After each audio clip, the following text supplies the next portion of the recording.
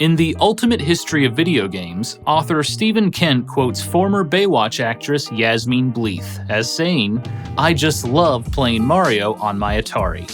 While this quote was presented to make Bleeth look out of touch, Mario actually was on Atari systems. Before Nintendo released their own console, the Famicom, in 1983, Nintendo licensed out their popular arcade titles to a few different companies that ported them to the Atari 2600 and other platforms.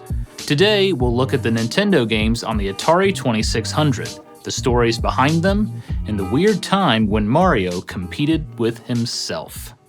Let's take a look.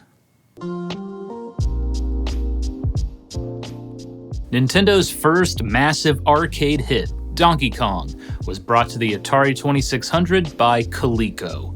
Coleco was one of Atari's rivals, and even brought their own console to market, the ColecoVision, in 1982. The company actually acquired the rights to port Donkey Kong before ever knowing that the game would be a success. According to Coleco's head of research and development, Eric Bromley, he was visiting Nintendo of Japan's headquarters when he saw Donkey Kong in their offices, before it was released, and knew it would be a big hit. They paid a high sum to outbid Atari's potential offer, and gained the rights to port Donkey Kong in 1982, after it had been a smash hit in the arcades. The ColecoVision version of Donkey Kong was bundled with the system, and at the same time, Coleco released a port for the Atari 2600. The port was created by Gary Kitchen, an independent young programmer who had previously created the game Space Jockey and would later work for Activision. The port was very difficult to create on the Atari system because, as hardware released in the 1970s, it was never intended to do the things a 1980s arcade game could do. Even making the girders slant was a challenge. However, Kitchen successfully got it done, and Coleco released the game in July of 1982. Donkey Kong on the Atari only has 2 of the arcade game's 4 stages. It has the major mechanics of the arcade game, jumping, climbing ladders, and the hammer power-up. However, it is missing some features. For example, when the barrels reach the bottom of the first stage, no fireballs spawn. The barrels just go off screen. There are no bonus items to collect on level 2 either, and the fireballs don't change platforms. When you complete a round, it immediately returns to the first level, so there's no cutscene to advance the story. While Mario looks fairly good, Donkey Kong and Pauline look a bit off. There's also one too many cheap deaths when you try to leap over something. It's playable, but not recommended.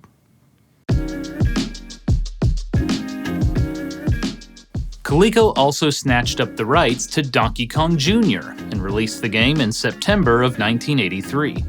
Even though Mario in this game looks identical to the last one, they actually went to a different programmer to create the port, Harley H. Puthoff Jr., who also created the Atari version of Time Pilot. This time the game is missing only one stage, level 2. Once again, there are no bonus items, meaning the only way to score extra points is to complete the objectives to end the stage. This really hurts the gameplay because it's not terribly fun to dodge the same enemy type over and over. The items would have helped. This time, the playable character is Junior, and he looks significantly worse than Mario. The sprite only has one color, which was typical of Atari games, but he lacks any charm. Overall, Donkey Kong Jr. is a bad port that made too many sacrifices to appear on the Atari 2600. Skyskipper is one of the oddest games to appear on the Atari 2600, not because it's completely unusual, but because Nintendo never fully released the original game in North America. Skyskipper had been released to arcades at the same time as Donkey Kong in Japan, but it flopped. Nintendo of America tested the game themselves to similarly poor results, and decided not to release it, save for a few copies. They converted the Skyskipper cabinets into new games, but kept an original in storage at their warehouse.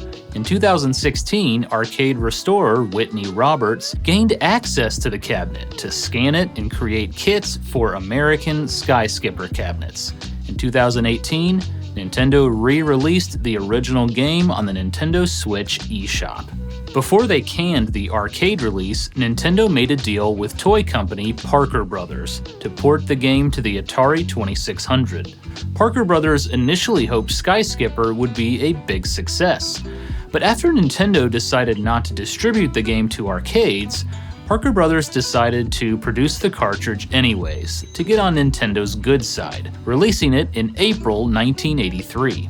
At the time, it was the only port of the game, and Parker Brothers hoped that future ports for Nintendo's hot arcade licenses would go to them. The game is a strange one. Players fly in an airplane with limited fuel and have to rescue different animals by knocking out gorillas with bombs. When you bomb one of the apes, the animals temporarily escape from their cages and you have to grab them. The challenge of the game comes from efficiently attacking the gorillas and grabbing the animals before the big guys wake up, at which point you need to knock them out again. It plays almost like a maze game, where deciding what to do and when ensures you can make it to the end of the stage. The Skyskipper arcade game scrolled both directions, mostly horizontally, but the Atari version only scrolls vertically. The stages were entirely rebuilt, and there are only 2 of them, cycling through various colors.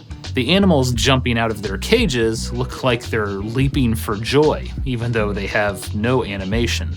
This cloud effect on stage 2 is also nice. It's not the most exciting game and doesn't have the visual charm of the arcade original, but it's a lot more straightforward and provides a decent challenge. I recommend it. Parker Brothers also licensed Nintendo's Popeye for home systems. Released in October 1983, it might be one of the most ambitious ports for the Atari 2600. Programmer Joe Gaucher pulled out all the stops to make sure they had a game that very much feels like the arcade version. Now, it doesn't play exactly the same. All of the levels have the same objective, collecting 20 of the things Olive Oyl tosses to end the stage. The arcade game had more varied objectives and hazards. However, it does have all the levels, the spinach power-up, the music, and even a set of trampolines on stage 2, taking the place of Wimpy on a seesaw in the original. It's shockingly good compared to what else we've looked at. Each of the characters looks distinct and has some impressive animation for the system. Bluto even does his little attack from under the platform if you get close, though he unfortunately doesn't jump down in a terrifying way like he does in the arcade game. The controls are snappy. When you need to punch a bottle flying in from the side, it only feels like your fault if you miss. Even climbing up the stairs feels natural. The only big downside is that Bluto is less of a threat than the objects which come in randomly from the sides of the screen, since there's no character throwing them into the field. This game is highly playable and a real standout among arcade ports in the Atari 2600 library. Now we get to the big one, the original Mario Bros. For the Atari. Before we talk about this port though, we have to cover some history. In 1983, Nintendo was in the finishing stages of creating its own programmable home console, the Family Computer, or the Famicom. As part of this process, they knew they were going to port their arcade games to the system, including Donkey Kong, Donkey Kong Jr., and Popeye, all of which shipped with the system's initial launch. At the same time, Shigeru Miyamoto and his team were also creating their next arcade game starring Mario Bros. According to French Nintendo historian Florent Gorge, Mario Bros. Was created with the deliberate intent of being ported to the Famicom. It wasn't as graphically impressive compared to its peers in the arcade, and there was a reason for that. Nintendo could release a nearly flawless port on the Famicom only a few months later to wow players. Atari also wanted to port the game soon after it came to American arcades. Nintendo had first formalized a relationship with Atari after licensing them the rights to make home computer versions of both Donkey Kong and Donkey Kong Jr. Afterwards, Nintendo opened discussions about the possibility of Atari distributing the Famicom in markets outside of Japan. Atari, the biggest console company in the world, had recently launched the Atari 5200, but it was a huge failure. They were looking for a new system, and the Famicom seemed like a decent option. Nintendo would be responsible for producing the system and all of its games. Atari would get right of first refusal for publishing any future arcade titles in the United States on the Famicom. They were planning for a ship date of Christmas 1983. Wanting to foster this relationship, Nintendo created ports of some of Atari's licenses, like Joust and Millipede, for the Famicom, and licensed Mario Bros. To Atari for the 2600. However, at the Summer Consumer Electronics Show in 1983, Atari came to Nintendo enraged at the fact that they had seen Donkey Kong running on Coleco's Atom computer, despite having just licensed the exclusive rights to a home computer version. The Atom was a computer which consumers could purchase by itself or upgrade from their ColecoVision using add-ons, and it played cartridge games. This is probably the reason why Coleco thought they had the rights to port Donkey Kong to their new system. Back in those days, contracts tended to be written to cover the type of media that a game was released for, like a disc or a cartridge, rather than a system. Regardless, Atari held up negotiations on the Famicom deal until Nintendo could fix the problem. While the issue was resolved after a meeting with Coleco, Nintendo was never able to close the deal with Atari for the Famicom. Not only was 1983 turning out to be the crash of the American home console industry, but Atari was also being offered a competing console, which would eventually become the Atari 7800. After CEO of Atari, Ray Kassar, who had been handling the negotiations, was fired, the deal, which was nearly finished, was set back to zero. Nintendo abandoned the idea and wouldn't attempt an entry into the North American console market until 1985. However, Atari still had the rights to release Mario Bros. On their platforms. In December 1983, they shipped the game for the Atari 2600, programmed by Dan Hitchens. It received its very own TV commercial and song. Giant turtles out to get him, creepy crabs are right behind. Spider flies, jeepers yikes, they're all coming out the pipes. Mario, where are you? Mario Bros. Thankfully retains the two-player mode, which makes it so much fun.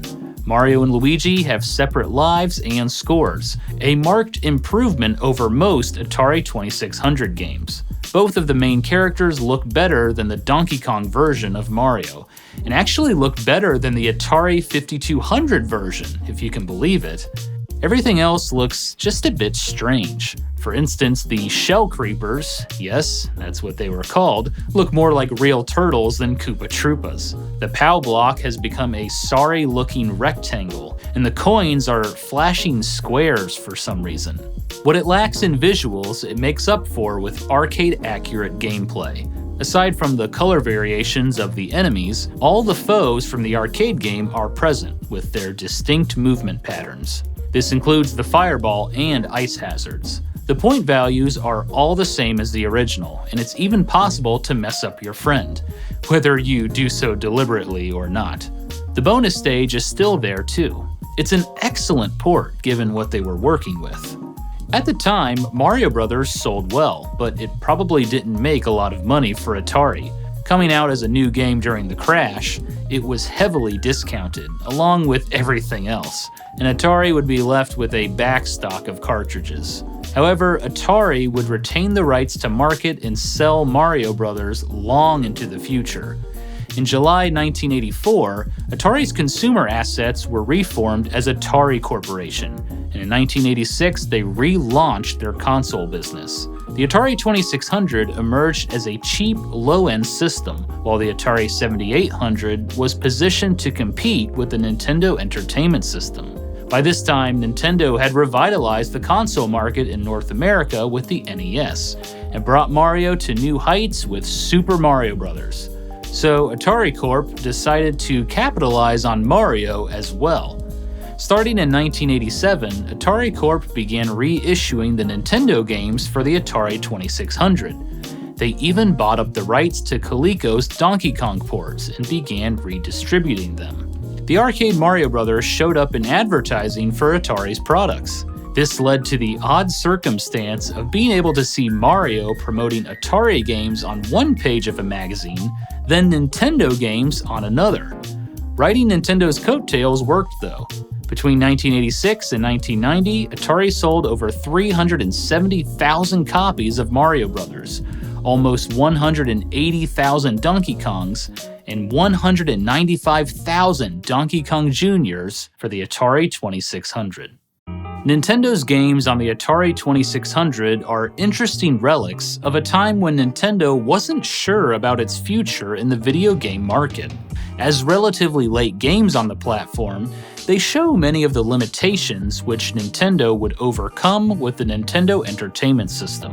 All of these games, save for Sky Skipper, had better ports on other systems, including Atari's 5200 and 8-bit home computers. But there's something nice about the simplicity of an Atari 2600 game when it's done well. These games were how many console gamers were introduced to Nintendo and its characters, and even sometimes, the games were fun to play. That's all for this episode of The Gaming Historian. Thanks for watching. Funding for Gaming Historian is provided in part by supporters on Patreon.